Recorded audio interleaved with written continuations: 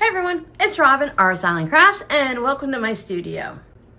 This 12.5-inch block was my test block for my improv scrappy and bright log cabin quilt.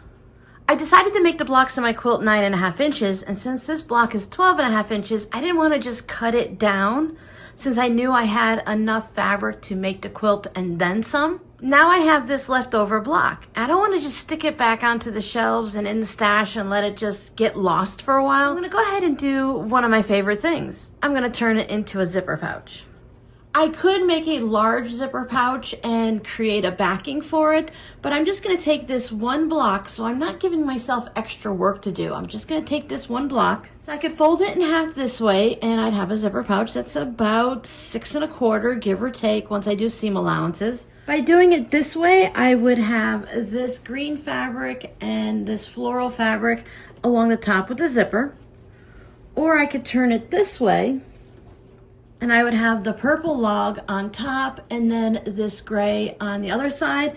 And if you look at it this way, there's a seam that goes just above the halfway point on this side so that I have those steps, and it kind of looks like a courthouse step. And then on this side, I have the round and round look of a log cabin.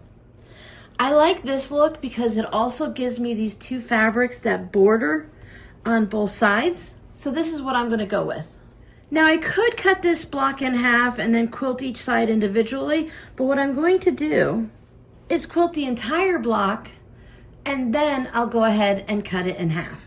I find it easier to quilt the entire block and then cut it in half just because it's a bigger piece to go into the machine. It kind of holds it in place a little bit better. Instead of trying to quilt two pieces that are half the size, it just makes it easier for me. But of course, if you're doing a project like this, you can go ahead and quilt it and build your project any way you'd like.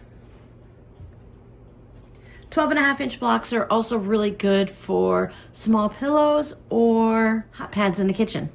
I've chosen this gray lining with the white stripes because I do have gray and white in my logs. I will be going with just a simple white zipper. I've chosen one that is 14 inches long because I like to have a zipper that's longer than my pouch. And then I have a piece of batting that's larger than my block.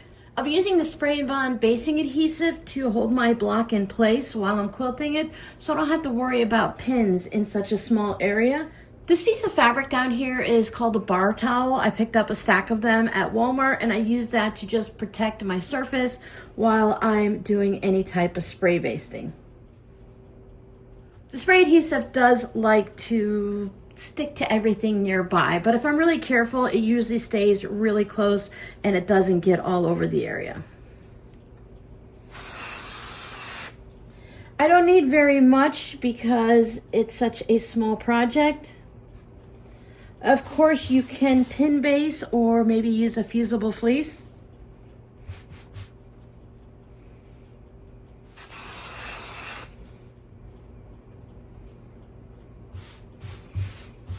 Then I'll take it over to my ironing station and give it a good press to make sure that my batting is nice and flat. And then it's all ready for quilting. For quilting lines, I like to use a hair marker, and I really like to quilt on a diagonal. Sometimes I'll do a crosshatch, but for this one, I think I'll just do straight diagonal because once it's folded in half, there's really not that much. So just a simple diagonal going this way will be nice for this pouch. I start off by going corner to corner. By using the hair marker, I don't have to worry about leaving any marks on my project, so there's no ink or pencil, something to erase with heat or water or let it evaporate with the air. It just makes a crease, a little bit of pressure. There are larger ones. This one just happens to be a smaller one. It works the same. And then you can see it makes a line so that I can follow that while sewing. Now, a lot of sewing machines with the walking foot will have that little guide on the side so that you can mark off how wide you want each stitch without marking them. But if you don't have something like this, you can just easily mark each line. Then I just put my ruler on the previous crease and keep marking an inch away. And when I get to the corner, I'll just flip it around and mark the other way. So if I were to be doing this as a crosshatch, I only mark one direction at a time. I quilt it, I give it a nice press to make sure everything's laying nice and flat. Then I'll mark the opposite direction. Some people like to mark both lines at the same time, but for me, it's really easy to get confused. So I just want to see that one line and make sure that's the one I'm following.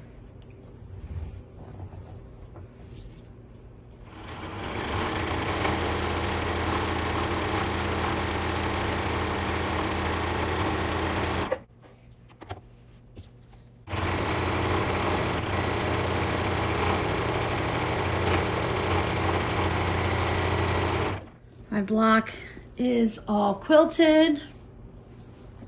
Now I'm going to start by trimming around the block. So whatever size it ended up being after being quilted, that's the size it's going to be. Usually when I quilt it like this, it does go down about 1/8 of an inch or 1/4 of an inch. I'm not looking for a specific size. I'm not trying to fit a hairbrush in it or something like that. So whatever size it ends up being, that's the size I'm going to trim it down to. Fold your block in half in whichever direction you want. Remember, I wanted to have these two side fabrics bordering on both sides so that I have the purple and the gray along the top. It's really easy just to leave the entire block intact and make a pouch using just one solid piece of fabric or one quilted block on the front. I'll go ahead and put a link at the end of this video to that video where I show you how to do that. But today I also want to say, it's okay to cut those blocks in half. So I'm going to cut mine in half. I will end up with a smaller pouch because I will need a seam allowance, where if I left it whole, I wouldn't need a seam allowance. I could take my scissors and cut all the way across, but today I'm just going to make a little cut here. And then on the other side, I'm going to make a little snip on this side. You can also just mark it with a pen, and that's going to allow me to cut it in half right at those marks. Or you can just decide that you want to have each side be a certain size. So if this side here is now 6 inches, I need to make sure that this side is also 6 inches. All of our brains figure these things out a little differently, so whatever works for you to get your pouch cut in half. My next step is to make sure I have 2 pieces of lining fabric that are the same size as my pouch.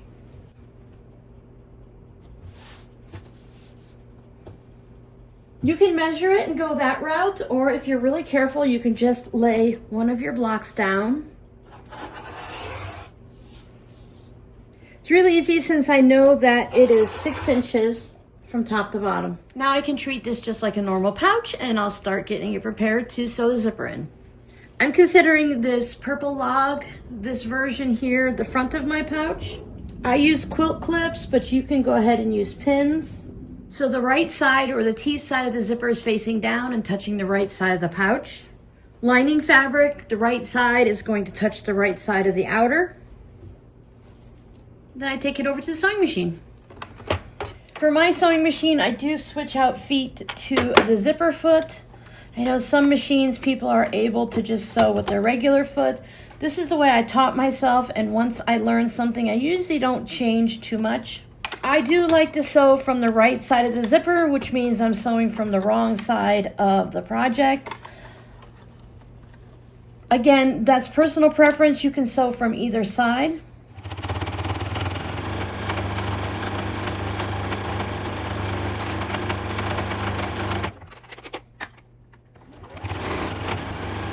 Take it over to the iron, press it away from the zipper, and then I'll do the same thing with the other side. Now, when you're working on a project like this, you can decide that you want to put this at the bottom and put this at the top of your bag. Then this will be eaten up a little bit more with the seam allowance, and you'll have more of the colors that way. Just because your block is orientated this way, it doesn't mean you have to put it so that it goes the same direction. So I think I will go ahead and change mine. So I have a lot of these colors with the stripes going down versus this. After I clip it all the way across, I will bring my other lining so that I have outer fabrics right sides together, lining fabrics right sides together, and then sew across the zipper. There's my zipper all sewn in. Give it a quick test. I love the YKK zippers. I buy them from Zip It on Etsy, and they're always such a smooth, nice sounding zipper. Always remember to put my zipper towards the center. Now I can stitch it all the way around. I meet the outer fabric to outer fabric, lining to lining, right sides together. Leave a turning spot in my lining, and I'll stitch all the way around. Clip the corners, turn it right side out, and I'll show you what this finished pouch looks like. And there is my finished zipper pouch. Sewed up the turning hole on the inside. I definitely like to have the squares and the more color up at the top versus those lines there, because I already have the straight log lines on this side. So that's really fun. I hope that shows you how easy it is to take a quilt block and turn it into a usable item like a zipper pouch. I'll link to the zipper pouch playlist here, and here is the beginning, easy to follow, all the tips and tricks, how to sew in a zipper tutorial. There's a longer version and a quicker version, and they both link back to each other in the description box of those videos. So I hope you guys make something fun out of your orphan quilt blocks. Bye.